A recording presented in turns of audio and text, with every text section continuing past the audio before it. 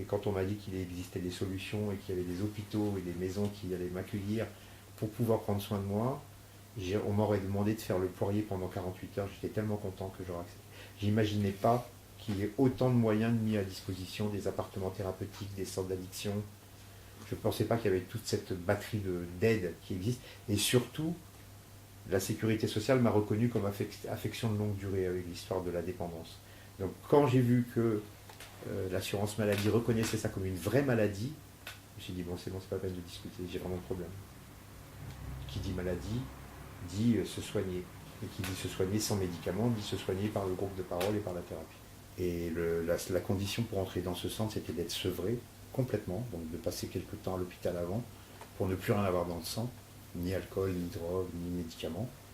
Et j'étais enfermé 3 mois, sans téléphone, sans rien. Et le lieu en question, ça consistait à faire que des groupes de parole et des groupes de thérapie, comme ce qu'on a vu hier, et d'être abstinent, 24 heures par 24 heures. Et donc le 1er juin 2011, j'ai arrêté de consommer, et on est aujourd'hui fin octobre 2018, j'ai pas reconsommé du tout. Et donc j'ai accepté d'aller à la sortie de ce centre dans un appartement thérapeutique. Donc je me suis séparé de mon copain, je me suis séparé de ma famille en fait, pour me prendre en charge et pour m'occuper de moi. J'ai commencé à faire du sport, j'ai commencé à maigrir, j'ai trouvé un autre boulot, j'ai eu ce projet de pâtisserie ici, et j'ai commencé à prendre du service dans ces réunions de groupe de parole, à être secrétaire de l'association au niveau de la France pour essayer vraiment de mettre le paquet.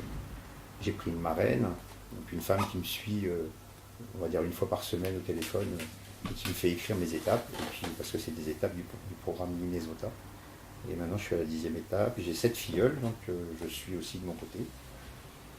Et qu'est-ce que je pourrais dire on parlait de la solitude, on parlait de l'isolement, on parlait de se connecter à soi et d'être bien. Je fais énormément d'activités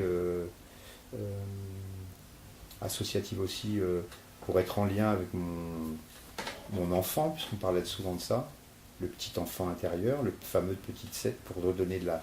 C'est celui-là qui a fait que je suis vivant et que j'ai envie de vivre et que j'ai envie d'être joyeux. Et donc j'essaie de faire un maximum d'activités pour rencontrer des gens complètement différents, pour ouvrir toutes les portes, quoi. Donc aujourd'hui où j'en suis, c'est je suis plutôt plein de joie de vivre, je suis quand même beaucoup moins angoissé, j'essaie de méditer beaucoup, j'essaie de faire de la rando, j'essaie de nager, j'essaie de voir du monde, j'essaie de faire des nouveaux liens, et j'ai beaucoup d'espérance en fait, j'ai beaucoup de confiance.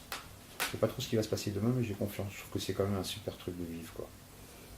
Il y a quelque chose de plus puissant que moi qui m'a aidé à m'en sortir. Je ne sais pas comment expliquer ça. Je ne suis pas spécialement dans le divin et dans la religion, mais quelquefois je me dis pourquoi je suis encore là. Quel sens ça a d'être là? Alors dans ces thérapies-là, on parle de partage et d'expérience et on parle de retransmettre. Donc si mon rôle à moi aujourd'hui, c'est de retransmettre à celui qui veut bien entendre et qui me demande, eh ben c'est cool. C'est pour ça que de redevenir à la pâtisserie, ça m'a intéressé parce que je me suis remis maître d'apprentissage, je me suis inscrit à une école pour pouvoir avoir des apprentis. En fait, c'est ça mon job aujourd'hui. Transmettre. Transmettre ce que j'aime et transmettre le fait qu'on n'est pas obligé de se défoncer la gueule. Et que c'est possible de ne plus consommer. C'est pas mal. J'aimerais me pardonner.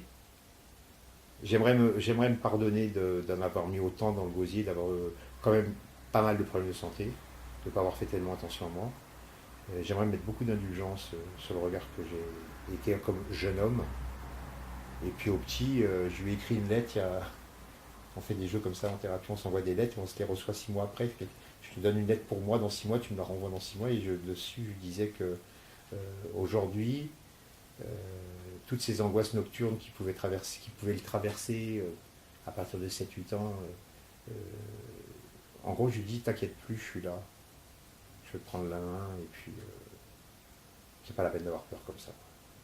Parce que moi, l'adulte, peut-être que j'ai peur encore sur demain, l'argent, la santé, mais je suis en mesure de te prendre la main et de te dire c'est bon, on va retourner à la plage, on va aller de nouveau manger des langoustines.